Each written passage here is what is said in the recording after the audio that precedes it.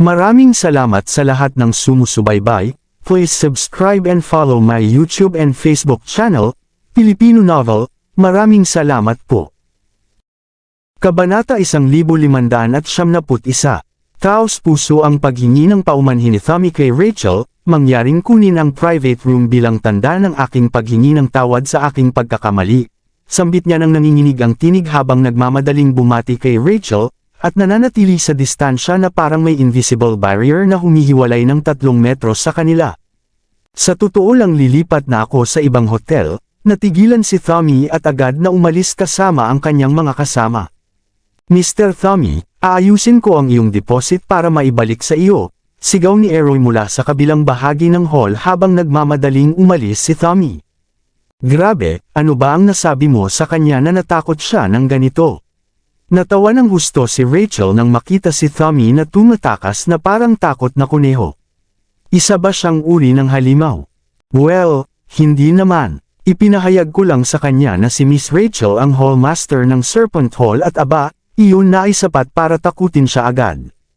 Ngumiti si Eroy, at lihim na umaasang makakakuha siya ng kaunting points kay Rachel dahil naayos niya ang hindi kanais-nais na sitwasyon. Ngumiti ng bahagya si Rachel at sinabi, kaya siguro makukuha namin ang pinakamahusay na private room sa restaurant na ito na walang naka-reserve. Siyempre, halina po, Miss Rachel. Tingnan natin ang menu. Oh, at ang boss namin ay nagsabi na lahat ng miyembro ng 11 halls ay may 20% diskwento sa lahat ng pagkain at inumin, sabi ni Eroy habang ini-escort si Rachel papasok sa restaurant. Pagkatapos umalis nila Larry, wala nang gaanong gawain si Severin, kaya dinala niya sina Sheila, Diane, Sofia at Celine sa paglalakad sa lungsod. Dumating sila sa Rising Dragon Hotel pagsapat ng gabi. Alam ng may-ari na darating si Severin at ang iba pang mga kasama niya, kaya naghanda siya ng marangyang welcome party at personal na sinalubong sila sa entrance. Ginamit niya ang bawat pagkakataon na ipamigay ang kanyang mga business card sa mga hallmasters at sinigurado na nakapila ang lahat ng security personnel ng may engranding presentasyon. Sa dinner gathering, napagtanto ni Fiona na approachable at madaling kausapin si Severin. Tuluyan na siyang nakapag-relax at hindi nagaanong kinakabahan. Pagka-uwi nila sa kanilang mga tirahan, nag-isip sandali si Severin at nagdesisyon na manatili. Nang makita ni Sheila si Severin, kumunat ang noo niya at naisip, mahirap na ngang makasabay sa kanya kadalasan. Ngayong gabi, nakainom pa siya ng ilang baso. Mas mahaba at mas mahirap ang gabing ito kaysa sa dati. Bakit nandito ka ngayong gabi? Sambit ni Sheila ng half-hearted, namumula at kinagat ang kanyang bibig. Nang makita si Sheila na cute at sexy, isinara ni Severin ang pinto, at niyakap siya ng mahigpit at sinabi, alam mo kung bakit ako nandito, at hinalikan siya ng matindi. Naramdaman ni Sheila na parang ang buong katawan niya ay may dumadaloy na kuryente, kaya ipinikit niya ang mga mata. Kinabukasan, tinawag ni Severin ang kanyang 6 na bodyguards. Lahat kayo ay naabot na ang level 1 Warrior Emperor at na-stabilize na ang inyong attainment. Gayunpaman, bibigyan ko pa rin kayo ng bawat isa ng 3rd grade low rank na alchemical pill upang lalo pang mapaunlad ang inyong attainment, sabi ni Severin habang iniwawagayway ang kanyang kamay at ibinigay ang mga pill sa mga babae. Ngumiti agad si Lily at sinabi, salamat, alam ko na sa pagiging bodyguard mo, nagawa ko ang pinakamagandang desisyon sa buhay. Sumunod si Wendy, sumasang-ayon ako. Marahil kami ang pinakamaswerte na bodyguard sa buong mundo. Sigurado akong wala pang ibang bodyguard na nakakatanggap ng ganitong pagtrato. Sumama si Kira at sinabi, nagtataka ako kung anong uri ng lalaki ang kailangan pang kunin ni Mr. Horace, isang war god, ng bodyguards para sa kanyang sarili. Ngayon alam ko na kung gaano kagaling ang ating master.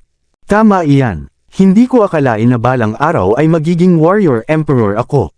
Nagpapasalamat ako at kontento sa aking kasalukuyang attainment, ngiti ni Abigail habang sinasabi iyon. Tumingin si Severin sa kanila at seryosong sinabi, kapag wala ako, protektahan ninyo ang mga Shanahan. Siyempre, malaya kayong umuwi at bumisita kapag wala masyadong nangyayari dahil mataas na rin ang attainment ng ibang bodyguards. Bukod dito, kasama natin ang mga kapatid mula sa Dracodeus Temple kaya tiyak na ligtas ang mga Shanahan sa Dracodem. Master, bakit mo kami kinakausap ng ganito ngayon? Tanong ni Abigail, na naaantig sa kanyang malasakit sa kanila. Sa pangunahing dahilan ay hindi na nanganganib ang mga Shanahan, at bata pa kayong lahat. Walang pangangailangan na lagi ninyong samahan sila. Kung makakilala kayo ng taong gusto ninyo, dapat kayong magpakasal at magkaroon ng sariling pamilya. Tandaan lang, kung ang mga Shanahan ay mga ilangan, ibigay ninyo ang inyong tulong, paliwanag ni Severin. Ngumiti agad si Wendy at sinabi, "Salamat, Master. Ngunit dumarating sa aking isip na walang sinumang may isip ang magsusubok laban sa kanila. Bukod dito, ngayon na ang aking lolo at ang ibang war gods ay naging pinakamataas na commander ng Dracodem, laban sa Shanahan ay parang suicide." Tumango si Severin. Tama iyan. Ito ay mga paalala lamang habang ako ay aalis para sa Mount Sect. Kaya nais kong maging malinaw. Pagkatapos niyang sabihin iyon, iniabot ni Severin ang 100 alchemical pills kay Lily at sinabi, "Lily, inihanda ko ang mga pill na ito para sa mga bodyguards ng mga Shanahan. Ibigay mo sa mga karapat-dapat upang magkaroon sila ng breakthroughs sa kanilang attainment, at maging mas malakas, at mapalakas ang Shanahan. Gusto kong maging ligtas sila sa abot ng makakaya." "Opo, gagawin ko ayon sa sinabi mo," sagot ni Lily habang tinanggap ang mga pill. Lumipas ang 20 araw ng mabilis. Papalapit na ang deadline sa higit 1 buwan na lang. Nagsimulang kabahan si Severin dahil wala nang magagawa kundi gumawa ng alchemical pills at makasama si Celine.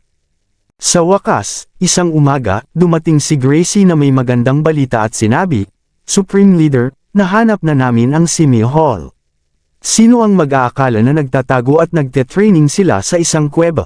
Kaunti lang ang bilang nila at bihira silang pumasok sa bayan. Kaya nga napakahirap silang hanapin. Nang marinig iyon, tumaas ang espiritu ni Severin at sinabi, "Magandang balita iyan. Alam mo ba kung ano ang kasalukuyang attainment nila?"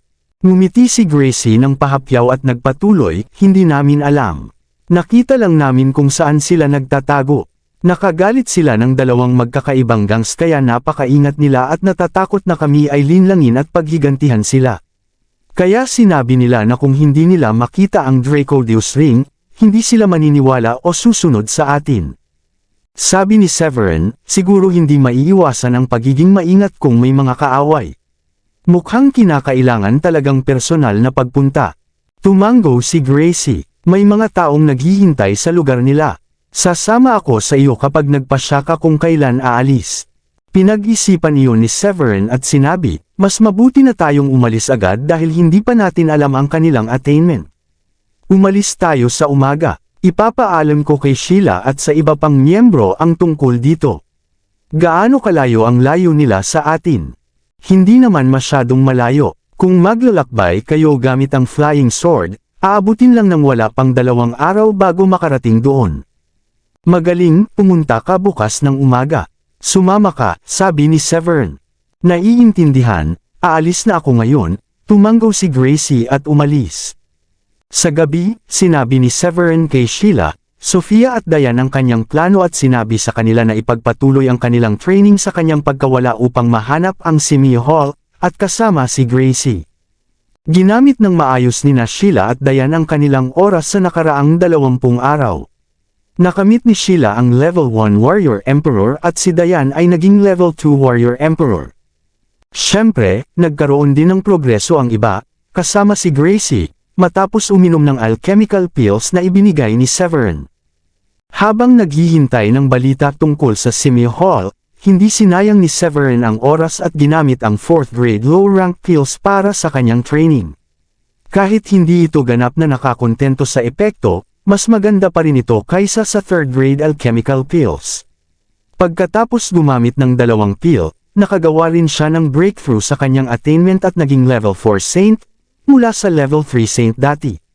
Ang breakthrough na ito ay nagdoble ng kanyang lakas at kapangyarihan. Kinabukasan ng umaga, naghihintay na si Gracie kay Severin sa pintuan. Nagkatinginan sila at lumipad patungo sa himpapawid. Inilabas ni Severin ang kanyang flying sword, pinalaki ito, at sakay sila nito patungo sa direksyon na tinuro ni Gracie.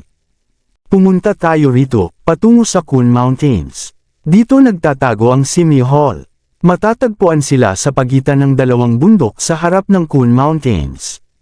Kaunti lang ang mga pamayanang naroon, kaya napakahirap makahanap ng balita tungkol sa kanila, paliwanag ni Gracie.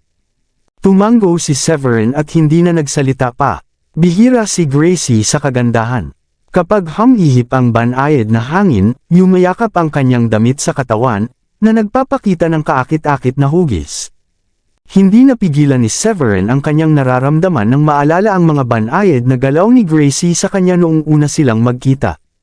Ngunit kailangan niyang kontrolin ang sarili upang hindi maging komplikado ang kanilang relasyon, dahil naalala niya na si Gracie ay kanyang subordinate. Kung hindi, maaaring sundan ni Rachel at Nancy ang halimbawa ni Gracie at subukang gumawa rin ng galaw sa kanya. Hindi sa walang karanasan si Severin, alam niya na madali niyang makukuha si Rachel at Nancy, dahil mayroon na silang damdamin para sa kanya. Halata na mas piniling magsuot ni Gracie ng damit na mas bukas kaysa sa karaniwan. Kahit hindi ito miniskirt, sobra itong nagpapakita ng kanyang dibdib. Kung hindi mapipigilan ang sarili, maaaring maligaw ang isip at mag-isip ng malayo.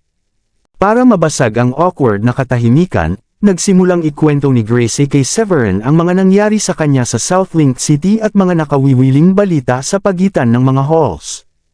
Para kay Severin, pinabilis niya ang takbo ng Flying Sword upang paikliin ang oras nila na magkasama at maiwasan ang pagkaka-awkward. Habang lumilim ang langit, may lumitaw na bayan. Narating na natin ang Bellington.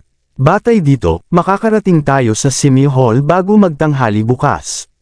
Tumuloy muna tayo dito para sa gabi, sabi ni Gracie habang nakatayo at nakatingin sa unahan. Tama iyan. Pagkatapos natin ayusin ang tirahan, magtungo tayo sa bayan. Panahon na para kumain ng maayos. Tumango na lang si Gracie. Ito ang unang pagkakataon na mag-isa na kasama niya si Severin, kaya nakaramdam siya ng kaba. Matapos ang lahat, ito ay bihira at mahalagang pagkakataon para sa kanya. Greetings! Welcome sa Bergen Hotel. Madali namang nakahanap si Severin at Gracie ng hotel sa bayan at pumasok sa lobby ng hotel. Kunin natin ang dalawang deluxe room, sabi ni Severin. Sir, pasensya na po, natira na lang po ang isang deluxe room, ngumiti ang receptionist ng may paghingi ng paumanhin. Agad na nagtanong si Severin, paano naman ang isa pang kwarto? Kahit hindi kasing ganda ng deluxe room, gusto namin ng dalawang hiwalay na kwarto.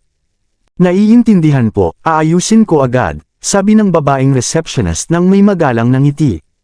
Hindi napigilan ni Gracie ang kanyang pagkadismaya habang nakatayo sa likod ni Severin. May malaking kumpiyansa siya sa kanyang kagandahan at sigurado siyang hindi palalampasan ni Severin ang pagkakataong ito. Bukod dito, hindi mahalaga sa kanya kung magiging asawa niya si Severin. Handa na siya na makasama lang siya kahit isang gabi. Ngunit wala niyan sa isip ni Severin. Heto ang key card ninyo. Kain muna tayo, sabi ni Severin habang iniaabot ito kay Gracie. Tumango si Gracie habang tinatanggap ang key card, at sabay silang lumabas ng hotel. Hindi nagtagal, natagpuan nila ang kanilang sarili sa isang marangyang plaza. Dalawa lang tayo, hindi na natin kailangan pumunta sa mamahaling restaurant. Maaari tayong kumain sa isang eatery, sabi ni Gracie. Tumango si Severin, sige, ayos lang sa akin. Pumili ka ng lugar at ako na ang magbabayad. Mahalaga ba kung sino ang magbabayad ng pagkain? Nagulat si Gracie sa sinabi niya. Hindi pa nila napagdesisyonan kung saan kakain, ngunit sinabi na niya na siya ang magbabayad. Hindi pwede iyon, seryoso ang tono ni Severin. Kung grupo tayo, ayos lang iyon. Ngunit dahil dalawa lang tayo, baka isipin ng tao na kept man mo ako kung ganito. Pagkatapos niyang sabihin iyon, hindi napigilan ni Severin ang kanyang sarili at natawa sa kabaliwan at katatawanan ng kanyang sinabi. Hindi niya inaasahan na susunod si Gracie sa kanya at sasabihin, talaga. Kung maaari kitang maging kept man, matutuwa ako dahil ibig sabihin mas magaling ako kaysa sa iyo. Haha. Namula si Gracie matapos sabihin iyon at mabilis na pumasok sa isang restaurant. Nagulat si Severin sandali bago siya sumunod. Greetings, this way please, bati sa kanila ng maganda at kaakit-akit na waitress pagpasok nila. Ayos ba ang lamesang ito? Nasa tabi ito ng bintana at tahimik na sulok, tanong ng waitress. Tiningnan ni Gracie ang paligid at pinili ang kanyang upuan. Di nagtagal, dinala sa kanila ng waiter ang menu para pag-aralan. Nagulat si Severin sa inaalok ng restaurant. Batay sa interior ng lugar, alam niyang hindi ito basta eatery. Ngunit hindi niya inaasahan na may mga spirit beast dishes pa sa isang bayan na ganito ang laki. Kabanata 1575. Oh, wow, hindi ko alam na may spirit beast dishes ang restaurant na ito. Mukhang maraming tao dito na may attainment. Tignan mo, kailangan mo ring magbayad gamit ang spiritual stones, sabi ni Severin habang tinitingnan ang menu. Ngumiti ng bahagya ang waitress at buong pride na sinabi, Sir, mukhang hindi po kayo taga rito. Kahit na malayo ito sa kabayanan, may kagubatan dito na maraming spiritual herbs at spirit beasts. Sa tingin ko, may ilang spirit beasts na katumbas ng Warrior King, kaya maraming tao dito na may attainment. Marami sa amin ay mga mandirigma, at kakaunti lang ang normal na tao. Tumango si Severin, hindi na nakakagulat. Gusto kong i-order ang mga mamahaling dishes na ito at 2 bote ng premium red wine. Ni-roll ang mga mata ni Gracie kay Severin at binigyan siya ng mapang-akit na tingin, 2 bote lang. Dapat 4 na bote, masaya ang araw na ito, at gusto kong mag-enjoy ngayong gabi. 4 na bote, okay, napaiya si Severin habang sinasabi sa waitress. Oh, gusto ko rin i-order itong lobster. Paborito kong pagkain ito, sabi ni Gracie habang itinuturo ang lobster dish. Siyempre, sagot ng waitress na nagulat. Sa una, akala niya hindi marami ang kanilang i-order, kaya maliit lang ang kikitain niya sa komisyon. Mali ang hula niya, lahat ng dishes at red wine na na-order nila ay mamahalin, lalo na ang 4 na bote ng red wine. Di nagtagal, dinala ang kanilang in-order sa mesa. Cheers! Mapalad ako na ikaw ang aking supreme leader. Kung hindi dahil sa iyo, hindi ko mararating ang mabilis na progreso, at hindi rin ang mga miyembro ng aking hall. Sa lahat ng bagay, utang ko sa iyo ang malaking pasasalamat.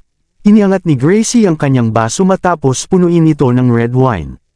Si Severin rin ay iniangat ang kanyang baso at pinagsama ang kanilang mga baso. Team tayo. Bukod dito, kailangan natin na maging malakas ang Dracodeus Temple para maprotektahan ang aking pamilya kapag hindi na kami nandito sa mundong ito, hindi ba? Tinapos ni Gracie ang baso ng red wine sa isang lagok at muling pinuno ito. Sa kabila nito, kailangan ko pa rin iparating kung gaano ako nagpapasalamat sa iyo. Kung kailangan mo ng tulong, gagawin ko ang lahat. May halong emosyon si Severin habang naririnig ang sinabi ni Gracie. May ipinapahiwatig ba siya sa kanya, o masyado lang ba siyang nag-iisip?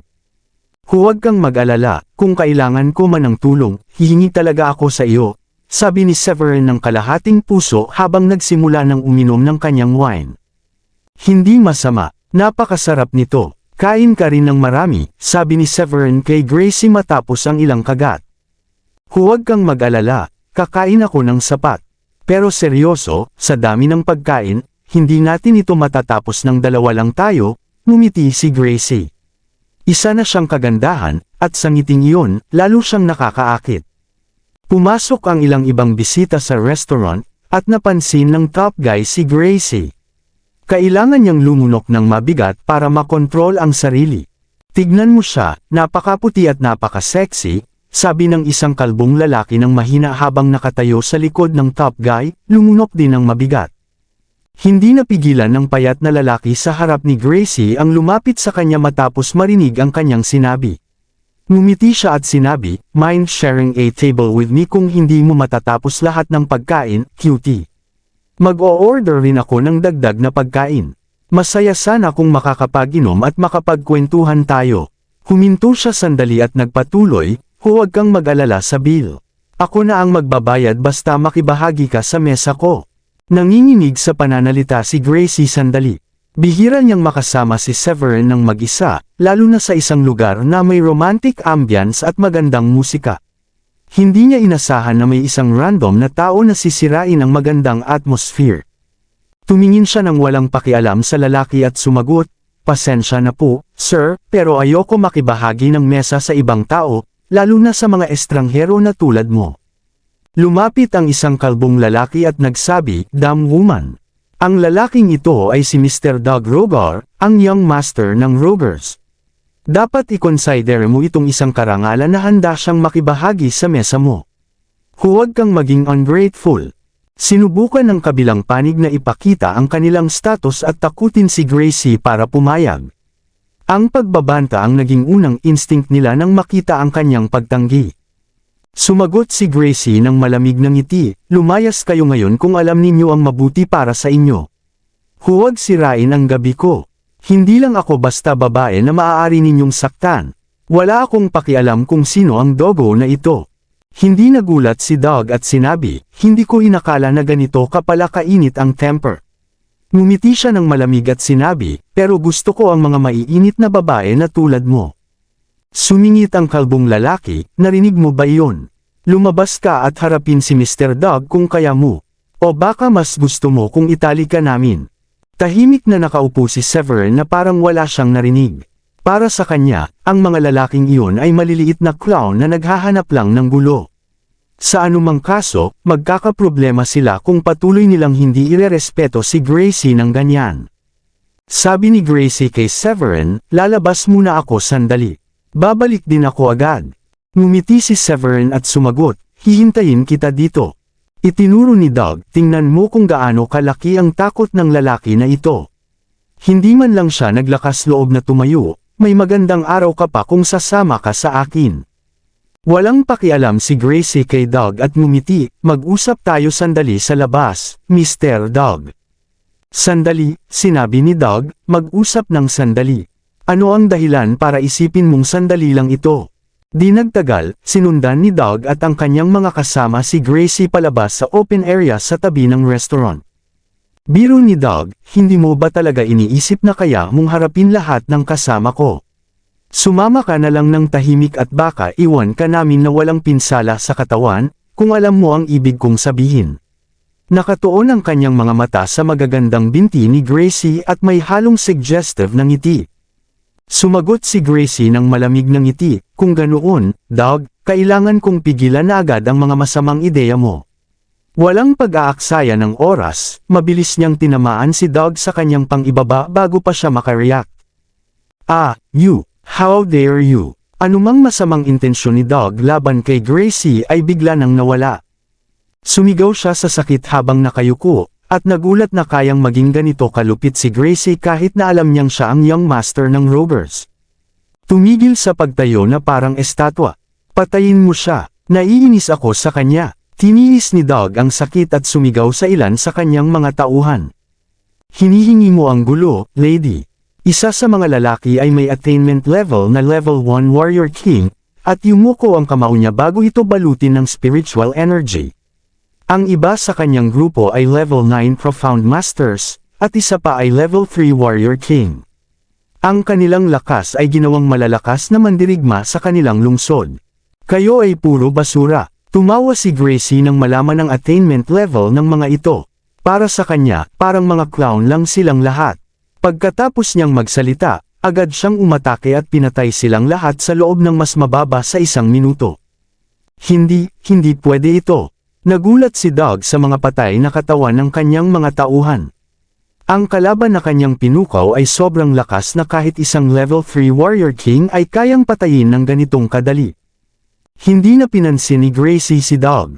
Ang kanyang pagkalalaki ay halos nawasak, at ang kanyang buhay ay puno na lamang ng paghihirap mula ngayon.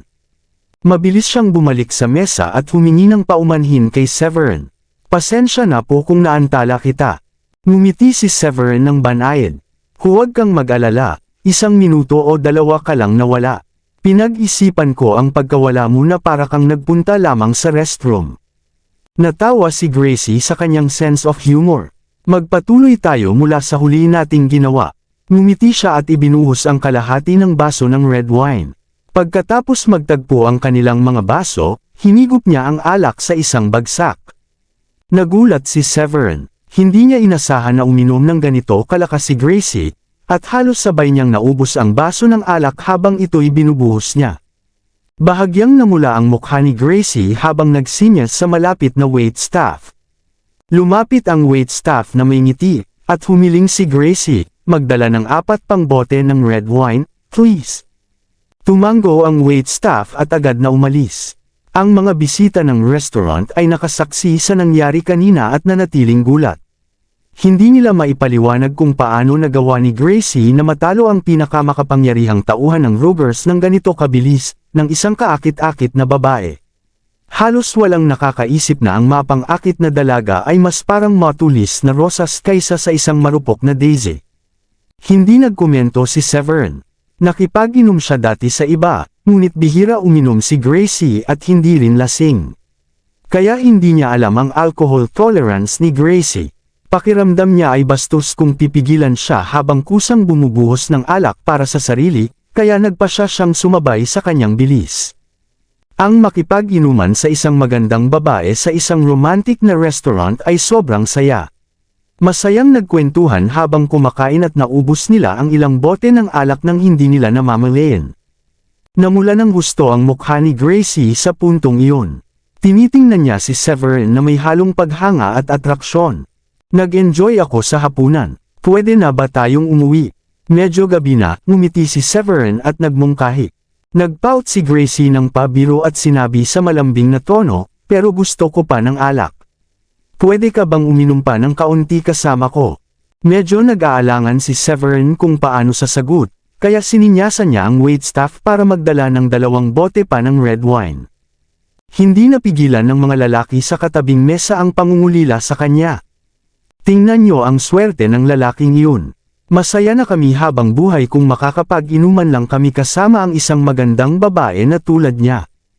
Hehe, higit pa sa simpleng pag-inom yan, di ba? Hindi mo ba nakikita na medyo lasing na siya? Sigurado ako gagamitin niya ang pagkakataon para dalhin siya sa hotel at mag-enjoy ng konti. Mukhang maayos ang kanilang relasyon kaya siguro hindi siya magagalit kung malalaman niya kinabukasan na nagkaroon ng sexy time. Sa tingin niyo ba, ang tindi ng babae, tanging kamay lang niya ang pumuksa sa mga malalakas na lalaki mula sa robbers kanina.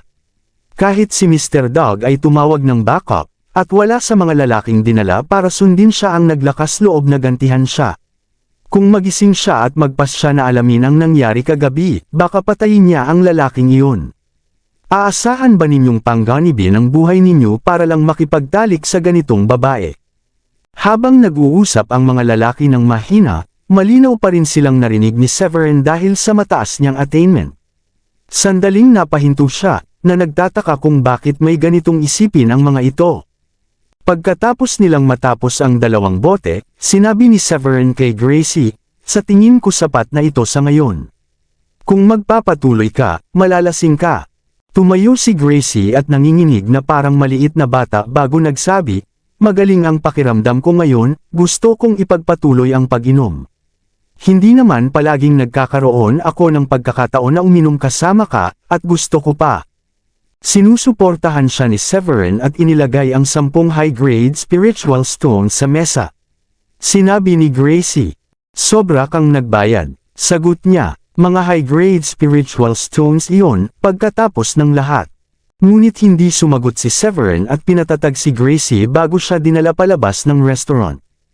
Medyo nahihilo si Gracie dahil sa alak. Bahagya siyang nag-alog habang naglalakad at sinabi, gusto ko pa ng alak. Gusto kita, Supreme Leader. Gusto kong maging sa iyo. Tumalon ang puso ni Severn, hindi niya inasahan na ipapahayag ni Gracie ang kanyang damdamin ng ganito pagkatapos malasing. Lasing ka, Gracie. Huwag kang magsalita ng ganyan. Sa kalituhan niya, sumagot si Gracie, hindi ako lasing. Gusto kita. Ikaw lang ang lalaki na nagpapabilis ng tibok ng puso ko. Pinili ni Severn na huwag nang pumasok sa pag-uusap at kinuha si Gracie sa likod niya habang naglalakad patungo sa hotel. Kinabukasan, nagising si Gracie ng paos. Og, sobrang lasing ako kagabi. Paano ako nakabalik dito? Napuno ng pawis ang kanyang noo at hinimas ang kanyang sentido. Hindi nagtagal, unti-unting bumalik ang ilang alaala, at tila naalala niya na may nagdala sa kanya pabalik. Dinala ba ako ng Supreme Leader pabalik dito? Nag-isip si Gracie. Una, nakaramdam siya ng tamis sa puso, ngunit sumulpat ang bahagyang pag-aalala. Nagsalita ba ako ng kalokohan noong lasing ako kagabi? Hindi ko maalala ngayon. Sana hindi ako nakasabi ng hindi dapat. Biglang may kumatok sa pinto. Agad na lumapit si Gracie at binuksan ang pinto. Nagising ka na. Isang bahagyang pagkadismaya ang sumilay sa kanyang mukha nang makita na ang dumating ay si Severin. Katulad ng laging gentleman, dinala siya nito pabalik sa kanyang kwarto nang hindi nagpakita ng anumang masyadong lapit, kahit nasuot niya ang kaakit-akit na damit at lasing siya. Oo, hihintayin kita sa ibaba. Malapit na tayong umalis. Nag-alok si Severin ng mainit na ngiti habang tinitingnan si Gracie na medyo magulo pa ang buhok. Pinanood ni Gracie si Severin na umalis nang hindi nagsasalita. Kinagat niya ang kanyang pulang labi at nagtanong, "Hintay, dinala mo ba ako pabalik sa kwarto ko noong lasing ako kagabi?" Lumiko si Severin at ngumiti. Oo, wala nang iba pang makagawa nito. Nahiya si Gracie at nagtanong, kung ganoon, may nasabi ba akong nakakahiya sa iyo nung lasing ako? Hindi ko maalala kahit isa kagabi. Ngumiti si Severin at sumagot, hindi, wala naman. Hihintayin kita sa ibaba. Lumiko siya at bumaba. Isinara ni Gracie ang pinto at napahinga ng malalim. Masaya ako at hindi ako masyadong lasing para makasabi ng kaiyahiyang bagay kagabi. Matapos magayos si Gracie at bumaba, agad silang umalis sa lungsod sakay ng Flying Sword. Ang kanilang destinasyon ay ang Coon Mountains. Pagdating ng isa ng hapon narating nila ang dalawang napakalaking bundok, gaya ng inaasahan ni Gracie. Iyan ang lambak. Narating na natin, sabi ni Gracie habang itinuturo ang unahan. Ma'am, dito po. Dalawang lalaki na inatasan ni Gracie na hanapin ang Simi Hall ang lumipad at bumati sa kanya. Ngumiti si Gracie at sumagot, salamat sa inyong pagsusumikap. Ngumiti ang isa sa mga lalaki at sinabi, ipinaliwanag na namin ang sitwasyon sa kanila, pero ipinilit nilang makita ang Draco Deus Ring. Wala na kaming magawa kundi hilingin ang presensya ng ating Supreme Leader. Gumawa ng sinya si Severin para lumapit sila. Kinuha niya ang dalawang pil at iniabot sa dalawang lalaki. Ito ay bilang pasasalamat para sa inyo. Malaki ang kontribusyon ninyo. Maraming salamat po, Supreme Leader. Ngumiti ang dalawa at tinanggap ang pil. Sige. Nakikita na natin ang mga gusali sa lambak, itinuro ni Gracie. Tumango si Severin. Inayos niya ang taas ng Flying Sword at maayos na ginabayan patungo sa lambak. Sino kayo? Teritoryo ito ng Simi Hall. Mangyaring dumaan sa ibang ruta.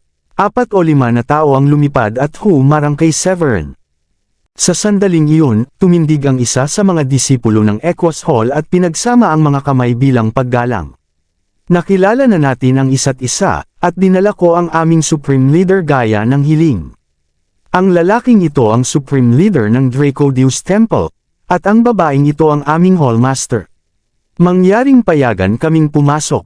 Sumama kayo sa akin, sabi ng isa sa mga lalaki pagkatapos ng maikling usapan sa kanyang mga kasama. Pinangunahan niya si Severin at ang iba papapasok. Kabanata 1600.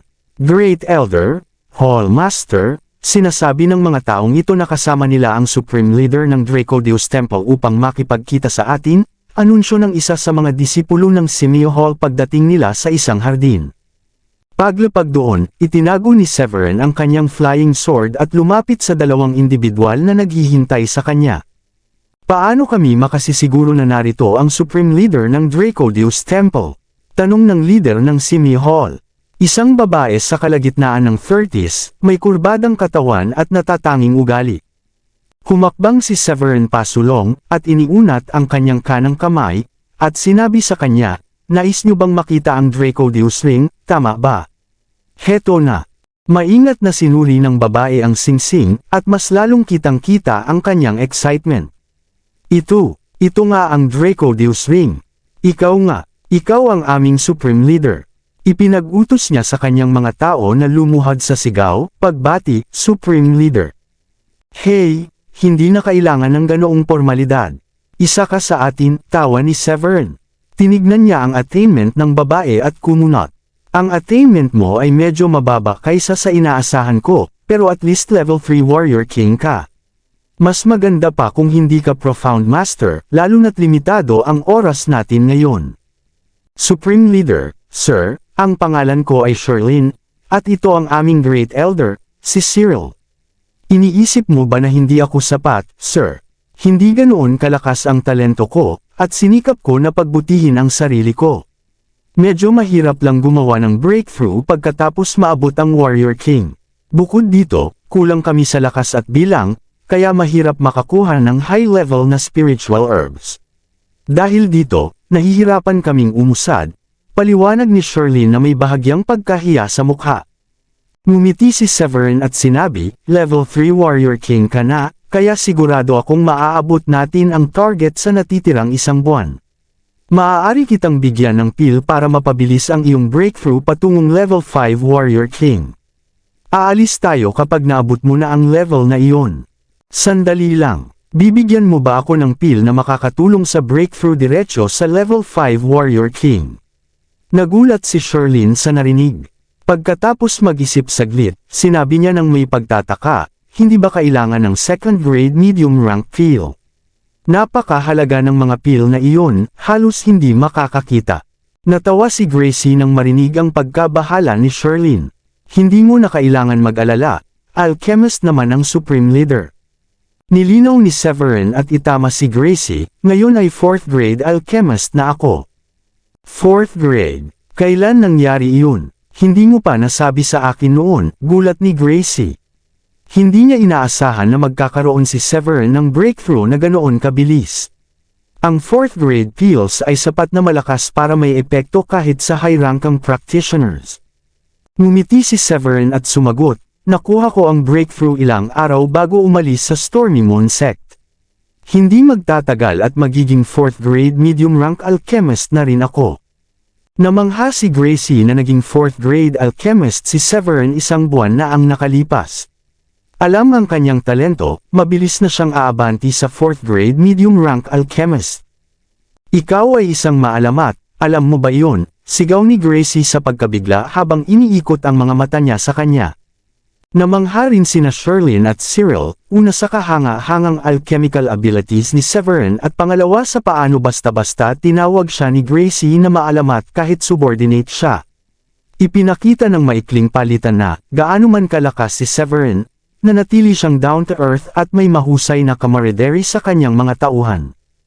Ang galing mo, Supreme Leader. Ngayon naiintindihan ko kung bakit iniwan ng dating Supreme Leader ang Dracodeus Temple sa iyo. Lubos ang aking respeto, Sir. Sigaw ni Sherlyn matapos mapawi ang kanyang pagkabigla.